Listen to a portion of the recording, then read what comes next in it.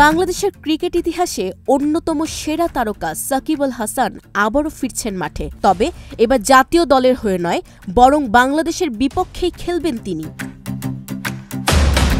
2024 সালে ভারত সফরে গিয়ে টেস্ট ও টি-20 ক্রিকেট থেকে অবসরের ঘোষণা দিয়েছিলেন সাকিব। যদিও তিনি মিরপুরে নিজের শেষ টেস্ট খেলার ইচ্ছা প্রকাশ করেছিলেন, তবে রাজনৈতিক কারণে দেশে ফেরা সম্ভব হয়নি। এবার তিনি খেলতে যাচ্ছেন এশিয়ান লিজেন্ডস লিগ টি-20-তে, যেখানে তার প্রতিপক্ষ হবে বাংলাদেশ দল।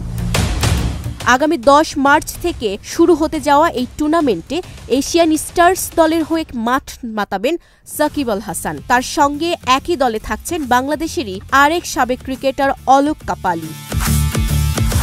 এই টুর্নামেন্টে বাংলাদেশ থেকেও একটি দল অংশ নিচ্ছে, বাংলাদেশ টাইগার্স, যেখানে খেলবেন বাংলাদেশের সাবেক ক্রিকেটাররা।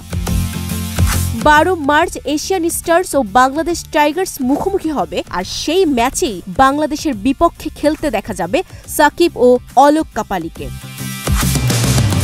এতদিন সাকিবকে দেখেছি বাংলাদেশের জার্সিতেই লড়াই করতে, কিন্তু এবার তিনি নামছেন বাংলাদেশের বিপক্ষেই। তার সাবেক সতীর্থদের বিপক্ষে কেমন খেলবেন তিনি? তার অলরাউন্ডার পারফরমেন্স কি এশিয়ান স্টার্সকে জয়ের পথে এগিয়ে নেবে, নাকি বাংলাদেশ টাইগার্স তাকে হারিয়ে দেবে?